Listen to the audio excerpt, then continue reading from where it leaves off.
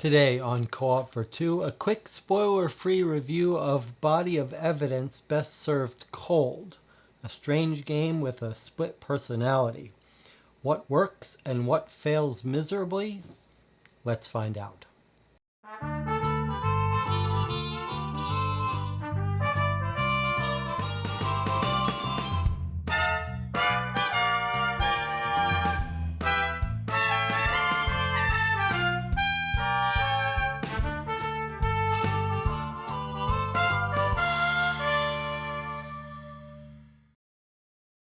Let me start by saying there was a lot of hype surrounding this game before it hit Kickstarter.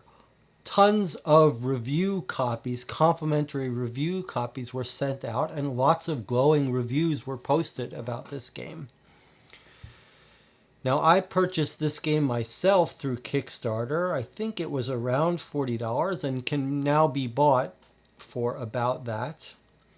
And I do want to thank the Patreon supporters of this channel that help pay for these games and help keep this channel unbiased and uninfluenced.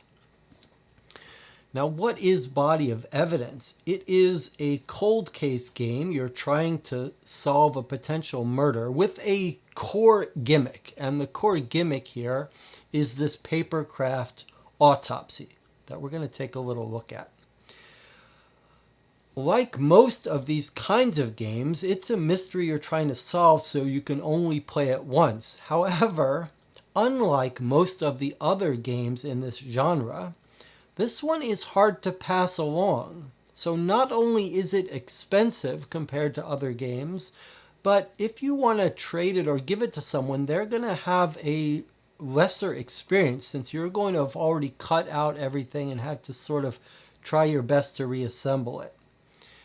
It is a fully offline experience. You don't need the internet. You basically play it as a self-contained thing. You can watch our full playthrough on YouTube. Took us about 7 hours to play, but it won't take you that long. Probably expect 2 to 3 hours.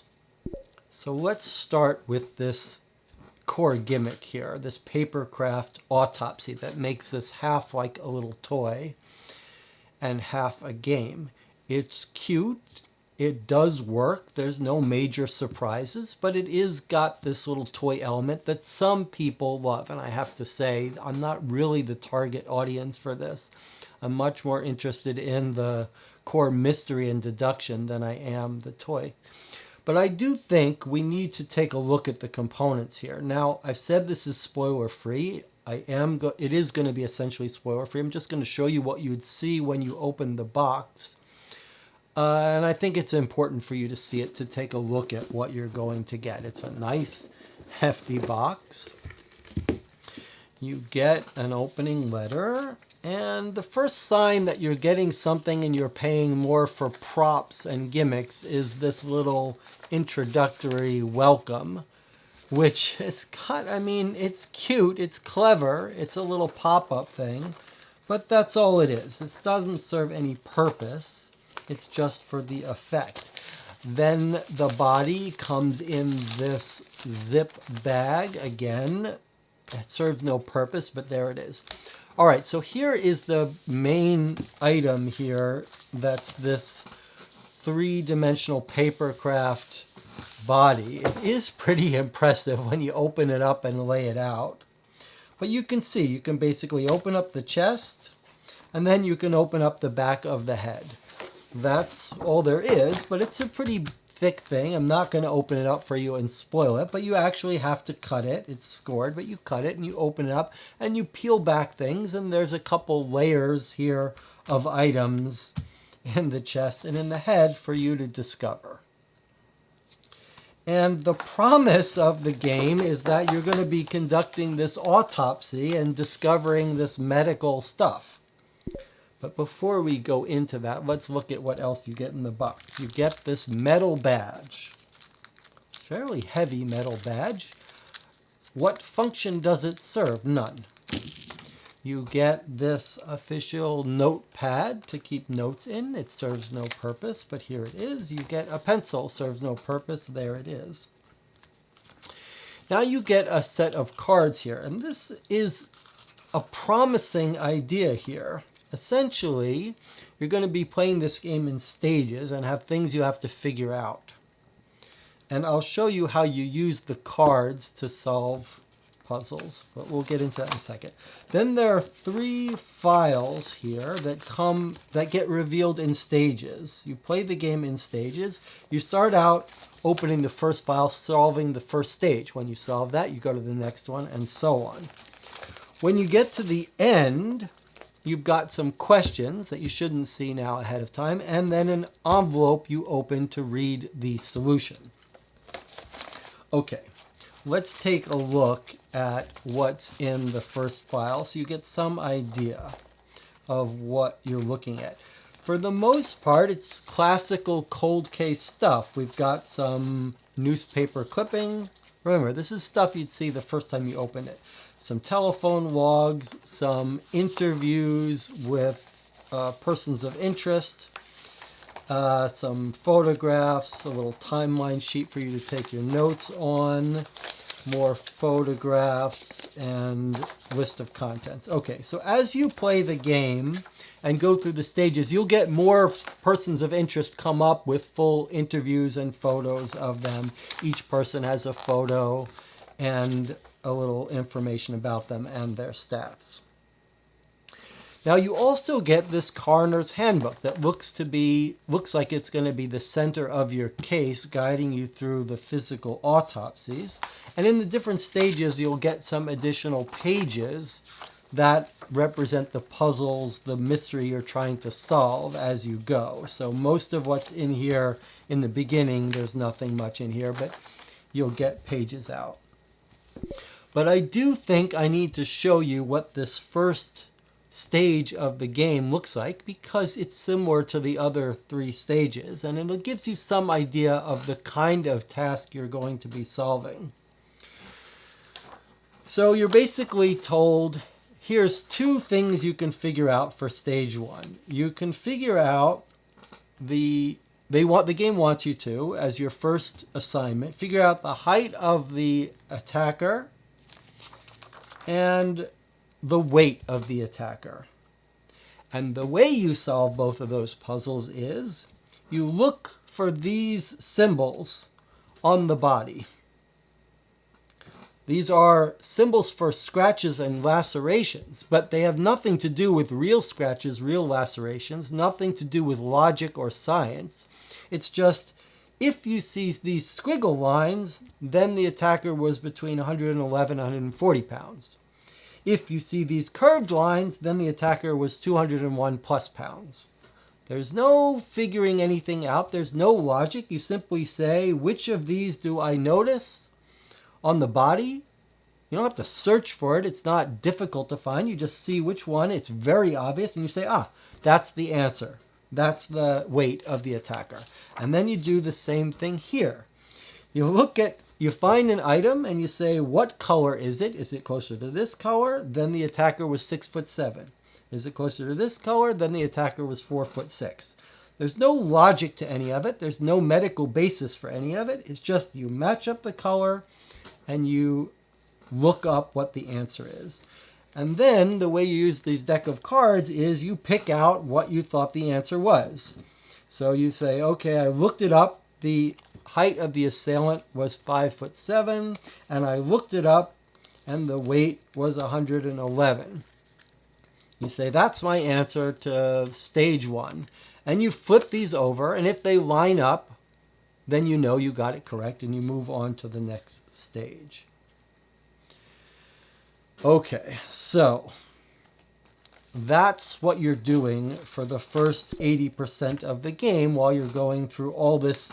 You're going through there is a story, lots more details about the case, and then more documents that come out. But the first 3 stages, you're basically, each stage is asking you to answer those kinds of questions.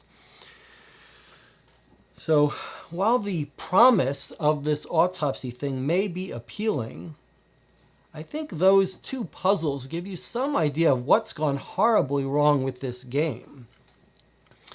The first 80% of it, with these mini game puzzles, is a really miserable, unpleasant failure.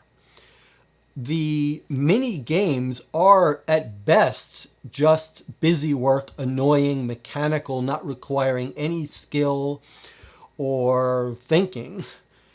And at worst, they are broken. There is at least one color matching puzzle that people who have played this game are talking about why they got it wrong, what's happened here. And it's actually physically hard to pick the right color. Maybe there was a printing error, I don't know. But even if it worked perfectly, it's just pointless work. And it makes no sense. It's almost like a task you would give to a child. I don't understand how it got past playtesting. I don't understand how this bug got past playtesting. And I don't understand the thinking behind these.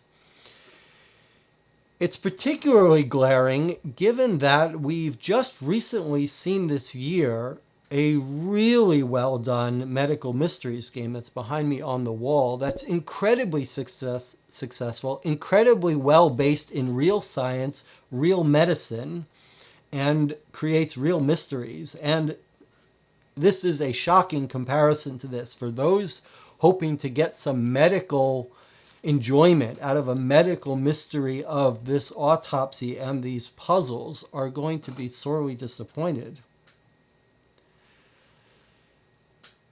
So not only is it a pretty painful failure, but it's a real missed opportunity. There's clearly a desire in this space for medical mysteries, and this is just really a glaring misstep here.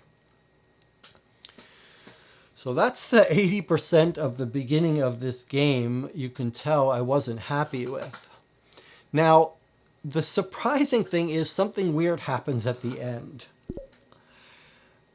What happens at the end is after you complete these 3 stages that are ridiculous, you get to the final questions, and it's a whole series of them, and they actually sort of make a very sharp turn into a classic cold case game that's not so simple.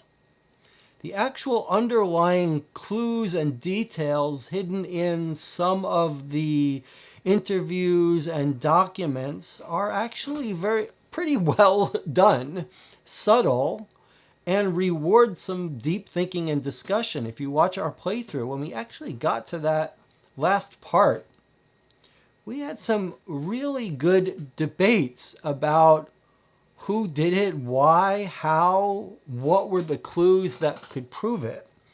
And I think it's those last set of questions. My memory is when we played it, we saw those last questions, we said, whoa, this is more, we're going to have to take this more seriously than the first 3/4 of the game set us up to expect.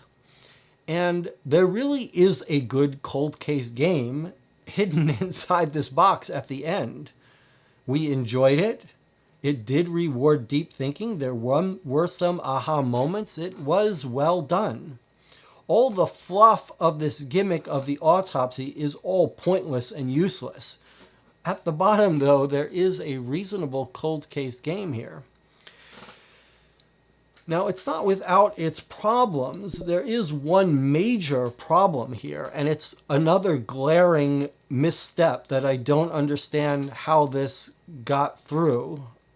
And I think maybe we're looking at a bigger problem with this Kickstarter market of this, all of the incentive for Kickstarters to make something flashy until you launch it, and then there's very little incentive to polish off the game afterwards, and people are buying it before anyone sees any real reviews. There's no real incentive to fix these things or polish them up. But here's this bizarre thing.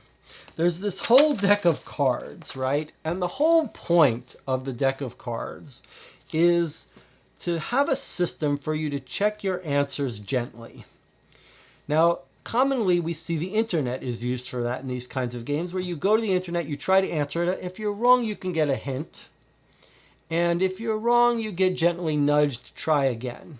So this whole set of cards is designed so that when you think you know the answer to a question, you flip it over, and if you're wrong, you don't get told what the correct answer is. You get told, hey, you're wrong, try again. The bizarre thing here is when you get to this end of this case, you get this list of 7 hard questions or so that really require you to look deeply in the game and figure things out. And they're hard. Groups are definitely going to get questions wrong here. And all of a sudden, this use of cards gets thrown out the window. And you're just told, come up with your answers to this whole list of questions, which some groups are going to get some wrong. And then you open up the envelope and read the solution. So if you got anything wrong, it's going to be totally spoiled by the reading of what's inside that envelope. You'll have no second chance. You'll just have the wind sucked right out of your sails and have a very unpleasant experience of finding out that you were wrong. You missed a whole bunch of stuff, but the game did not make any effort to put you back on track, to quiz you. It could have asked you a couple questions. If you got one wrong, you might rethink your theory. No, it's just sudden death all at once. The full solution is thrust upon you. Groups are going to have a shocking experience at the end of this case when they discover they're playing a much harder case than the beginning would lead up to, and when they get the ending spoiled for them. Don't understand it. Totally bizarre. So, final thoughts. I don't understand how this got past playtesting as it is. It is hard to recommend this game. I think casual players new to this genre, might enjoy the gimmick of this autopsy. People who like that kind of thing might find that fun. But that whole first 3/4 is like a casual toy experience without a real game involved, except for the parts that are broken and frustrating. No hints, no help. Then at the end, you've suddenly got ramped up quite a difficult case that requires a whole different set of skills. And then this sudden death spoil the ending thing with no help if you're off track. Lots of potential for bad experiences here. With that all said, there is real potential in this system. I think the Medical Mysteries game showed us that people really are interested in medical mysteries.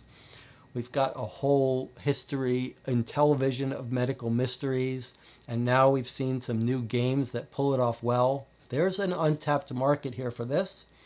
And an autopsy is a fun idea, but it didn't work here. They have announced 2 more games in this series. It could be made to work. It could be fixed, but not as it stands here. Now, in our playthrough, I hope the authors take the time, if they do see this, to watch our final comments at the end of that playthrough, because we go into detail, the way we do with all of our live playthroughs, spoiler-filled detail, of what specifically went wrong with some of these puzzles and mysteries.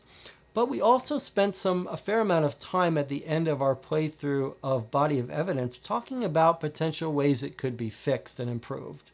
And maybe the authors will take the time to take a look at that. I have this box, we should say, is published by the Mysterious Package Company, and I've played some great games by the Mysterious Package Company, some really well done mystery games. So it's not like this company has a bad track record with me. But I do feel a little bit duped into kickstarting this. And I do think in general this is an example of Kickstarter gone wrong.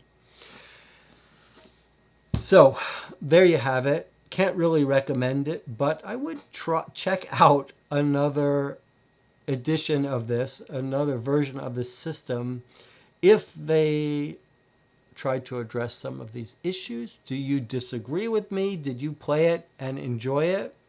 Maybe you think I'm barking up the wrong tree here.